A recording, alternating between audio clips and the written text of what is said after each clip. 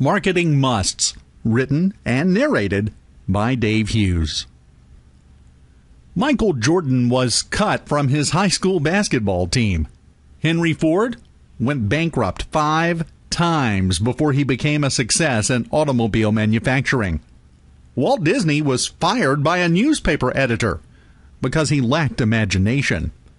In 1954, the manager of the Grand Ole Opry fired Elvis Presley after one performance, telling him, quote, "You ain't going nowhere, son. You ought to go back to driving a truck," end quote. It's not whether or not you're good. It's whether or not you can convince everyone else you are. Owning and operating a business is hard. If you've never done it, chances are you've never even thought about it. And even when you do take the plunge, it seems like a million things pop up that you never saw coming. At times, it can turn into a take care of the most important emergency first battle that never seems to end. One part of owning a business that many seem to put on the back burner is marketing. Don't get me wrong, most business owners advertise, but advertising is a marketing tool, not marketing. And just like any other tool, it's not very effective if it isn't used correctly and with the other tools needed to complete the job. In this book, I outline the 10 things you should keep in mind when thinking about marketing your business. These vary in importance from "this is very important" to "this is incredibly important" to "holy cow, I've got to get this done now." The holy cow variety is what you'll find as step number 2. If it's that important, Dave, why is it at number 2? Simple. Until you read and fully understand step 1, step 2 isn't going to happen. Effective marketing isn't a mystical art, nor is it a hard science full of math.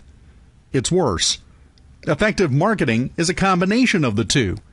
However, the good news is, it can be learned. Chapter 1. You are not your target market. Before we get into the nuts and bolts of improving your marketing efforts, we first have to deal with a very common problem among business owners. Not many people run a business just because it's something to do. In most cases, it's a passion. Your business may be a dream you had that you have finally made true, a family legacy that you take pride in and want to see have continued success, or a happy accident that you just stumbled upon that gave you the opportunity to stop working for someone else. In every single one of those cases, it guarantees one thing. You are not your target market, period. I know. But Dave, I got into this because it was something I used or believed in. I have no doubt that's true, nor do I doubt that your business is providing goods or services that people want and need. However, the potential customers you're trying to convince of that are not asking the same questions you are. In fact, chances are you're not asking any questions at all. See if anything on this list sounds familiar. I've got the best customer service around. Why wouldn't anyone want to do business with me? Or, I've got the best product around. Why wouldn't anyone want to do business with me? I do a better job than anyone else around. Why wouldn't anyone want to do business with me? Why would anyone have any questions? It's obvious that I have what people need at a great price. You may not have ever said any of those words out loud, but the real question you need to answer for yourself is, do I have those opinions or anything close to them? If so, then you have no idea how to address your potential customers' concerns for a very good reason. When you're offering something you truly believe in, something that you know to the bottom of your soul is the absolute best thing a person could spend their money on in your industry, you have a hard time imagining what questions anyone could possibly have. I mean, it's so obvious, right? Anyone with walking around sense can see that you've got the best product. Why don't they see it? It's hard to market a business you're passionate about for the same reason that no one thinks your kids or grandkids are nearly as cute as you do.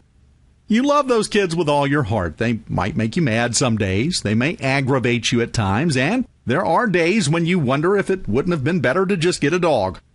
But in the end, those are your babies, and their faults are never as obvious to you as they are to others. Now replace the word kids with the word business in that sentence. Clean up the pronouns, etc. to fit. Here, I'll do it for you. You love that business with all your heart.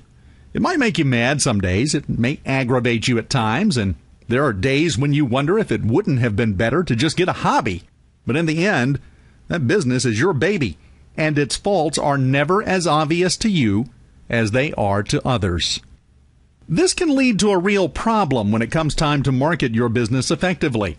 If you're blind to the problems your baby has, then you're not going to even know there's something that needs fixing, much less how to fix it. And to top that off, when someone tells you what they perceive to be the problems with your baby, it'll just make you mad that they dare to insist that your precious little snowflake is anything other than perfect. Admit it. When someone points out a fault with your business, even if they're perfectly correct, it irritates you, at least a little. What most people fail to realize is that irritation is great, as long as you use it to your advantage. If you want to know the absolute worst about your kids, ask someone that can't stand you. No, really. If they've spent any amount of time around your offspring, they'll run down a laundry list of real and perceived faults that will make your hair curl. Of course, you'll take this with a huge grain of salt, but if the truth be told, there probably is some truth buried in there. Now, ask your mom about your kids. She may, an emphasis on may, list a few faults, but it'll be a completely different list than the first one if she does. Shorter, nicer, and more constructive. It's also quite possible that she won't have a bad word to say about her precious grandchildren, and let's face it, no one's perfect. You trust the second list, but the first list would be much more useful for you. The short form of this is, don't ask your mama how your business is doing, because you're most likely not going to get anything useful out of it. If you realize that you're too close to your business emotionally to see objectively what could be limiting your success, which is a really fancy way of saying you're not your target market, then congratulations. That's a big step for anyone to take.